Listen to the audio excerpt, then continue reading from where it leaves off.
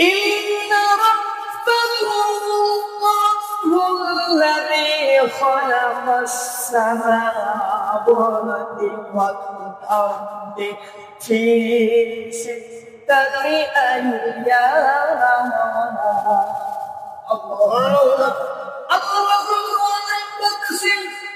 এই যে আসমান এবং জমিন, এই আসমান এবং জমিন আল্লাহ পাক রব্বুল আলামিন 6 দিনে সৃষ্টি করেছে। সুবহানাল্লাহ। তাহলে এখন যদি আপনাদেরকে প্রশ্ন করা হয় আসমানকে সব কিছু বাইরে সৃষ্টি করা হয়েছে 6 দিনে, আল্লাহ পাক রব্বুল আলামিন 6 দিনে সৃষ্টি করেছে। এখন বিষয় হলো এই যে 6 দিন, এই দিন কি আমাদেরকে 24 ঘন্টায় একদিন, এই দিনের সময় 6 দিন, এই যে আমরা 24 ঘন্টায় যে একদিন হয়, এই দিনের সময় কি আল্লাহ দিনের সময়? আল্লাহ দিন এবং আমাদের দিন দুইটা ভিন্ন জিনিস। আমাদের 24 ঘন্টায় হয় একদিন, কিন্তু আল্লাহ পাক রব্বুল আলামিন তার একদিন কত দিনের সময় সেটা আল্লাহ পাক রব্বুল আলামিন কোরআনে বলেছেন। আল্লাহ পাক রব্বুল আলামিন কোরআন কারীমের সূরাতুল হাজ্জে 47 নম্বর একটা শব্দ করে দাঁড়িয়ে দেন, ওয়া ইন্না ইয়াওমা ইনদা রাব্বিকা কাআলফি সানাতিন মিম্মা তা'উদ্দুন। আল্লাহ পাক রব্বুল আলামিন বলতেছেন, আপনি নিশ্চয়ই বলবেন একদিন আর সেটা আমরা তোমাদের জন্য 1000 বছর সমান বলেন সুবহানাল্লাহ। তার মানে আমাদের গণনা একদিন, আল্লাহর দিন হলো একদিন, সেটা আমাদের হলো 1000 বছর বলেন সুবহানাল্লাহ। তার মানে আমরা 1000 বছরে যা করব এই এতটুকু সময় আল্লাহ পাকের একদিন পাবো সুবহানাল্লাহ। এরপরে আল্লাহ পাক রব্বুল আলামিন কোরআনুল কারীমে আরো বলেন, তা'রুজুল মালায়েকাতু ওয়ার-রূহু ইলাইহি ফি ইয়াওমিন কানা মিকদারুহু 50 আলফা সানা। আল্লাহ পাক রব্বুল আলামিন বলেছেন, ও দুনিয়ার মানুষ, ফেরেশতাগুলো জিবরাইল আলাইহিস সালাম আল্লাহর দিকে উত্তরকারী হয় এবং একদিনে যার পরিমাণ হল 50,000 বছর ধরে। সুবহানাল্লাহ। এখানে আবার আল্লাহ বলেছে তোমাদের 50,000 বছর জগতে আমার একদিন করব। এখানে অনেক তাফসীরকার বুঝিয়েছে বলেছে যে এটা হলো আল্লাহ পাক রব্বুল আলামিন কিয়ামতের দিন সম্পর্কে বলেছে। এই কিয়ামতের ময়দান একদিনের সময়, একদিন হবে কিয়ামতের দিন, আর এই একদিন হবে দুনিয়ার 50,000 বছরের সময় বলেন সুবহানাল্লাহ।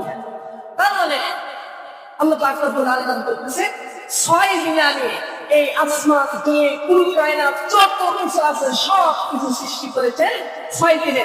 আর এই 6 দিন আমাদের গণনার 6 দিন নয়, এটা আল্লাহ পাক রব্বুল আলামিনের গণনা 6 দিন। তাহলে আমরা এখান থেকে বুঝতে পারলাম আল্লাহ পাক রব্বুল আলামিন 6 দিনে আসমান জমিন এবং যা কিছু আছে সব কিছু সৃষ্টি করেছেন। আবার এই 6 দিনের মধ্যে 3টা ভাগ আছে, 2 দিন 2 দিন 2 দিন, তাহলে 3টা ভাগ আছে। এই 6 দিনের প্রথম 2 দিনে আল্লাহ পাক রব্বুল আলামিন এই প্রথম 2 দিনে পৃথিবী সৃষ্টি করে। এই যে আমরা যে জমিনে বসবাস করতেছি, প্রথম 2 দিনে আল্লাহ পাক রব্বুল আলামিন এই পৃথিবী সৃষ্টি করে। তাহলে প্রথম 2 দিনে কি সৃষ্টি করে? পৃথিবী সৃষ্টি করে। আল্লাহ পাক রব্বুল আলামিন কোরআনুল কারীমের ভিতরে সুন্দর করে জানিয়ে দিচ্ছেন, আল্লাযী খালাকাল আরদা ফি ইয়াওমাইন। আল্লাহ পাক রব্বুল আলামিন এই যে জমিনে আমরা বসবাস করতেছি, এই জমিটা আল্লাহ পাক রব্বুল আলামিন 2 দিনে সৃষ্টি করেছে। সুবহানাল্লাহ। এরপরে পরের 2 দিনে আল্লাহ পাক রব্বুল আলামিন পাহাড় সৃষ্টি করেছে। পরের 2 দিনে কি করেছেন? পাহাড় সৃষ্টি করেছেন। আল্লাহ পাক রব্বুল আলামিন সে কথাই বলতেছেন, وجعل فيها رواسي من فوقها وبارك فيها وقدر فيها أقواتها فيه أربعة أيام আল্লাহ রাব্বুল আলামিন এই আয়াতের সত্য বলে জানায় দিচ্ছে এই পাহাড়গুলো আল্লাহ রাব্বুল আলামিন দুই দিনে সৃষ্টি করেছেন। দুই দিন পৃথিবী, দুই দিন পাহাড়, হলে বাইরে 4 দিন। এই 4 দিনে আল্লাহ রাব্বুল আলামিন পৃথিবী এবং পাহাড় সৃষ্টি করেছেন। আল্লাহ রাব্বুল আলামিন যখন পৃথিবী সৃষ্টি করেন এই পৃথিবীটা সমুদ্রের উপর ভাসমান ছিল, পানির উপর ভাসমান ছিল। পানির উপর যখন নৌকা থাকে দেখে একবারে নেই একবারে তোলে না, ঠিক একই ভাবে এই পৃথিবীটা পানির উপর চলতেছিল। এই তুলনার করার জন্য আল্লাহ তাআলা পুরা লাগিয়ে এই পৃথিবীতে বেড়ে পাঠায় দিলেন, বেড়ে সৃষ্টি করলেন। সেই বেড়ের নাম হলো পাহাড়। আল্লাহ রাব্বুল আলামিন কোরআনুল কারীমের মধ্যে বলতেছেন ওয়াল জিবালা আওতাদা। এখন আল্লাহ রাব্বুল আলামিন বলেছে যে এই পাহাড়গুলো পৃথিবীর জমিনে গেড়ে দেওয়ার পর আল্লাহ রাব্বুল আলামিন এখান থেকে মানুষের জন্য বরকত এবং রিজিকের ব্যবস্থা করলেন। সুবহানাল্লাহ।